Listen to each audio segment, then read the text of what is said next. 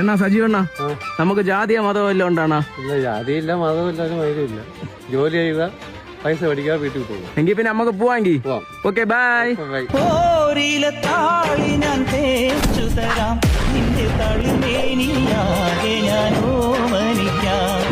ചാരിച്ച ചന്ദനം ഞാനൊരുക്കാം, നിന്റെ തുടുമെത്തിപ്പൂവിൽ വയ്ക്കാം. അരയിലാടുന്ന പുടവ മൂടുന്നൊരഴകും ഞാനല്ലേ, കരളിലാടുന്ന കനലിൽ വീഴുന്ന ശലഭം ഞാനല്ലേ. നീലക്കൊടുവേലി കൊണ്ടൊരു കൂടൊരുക്കാം.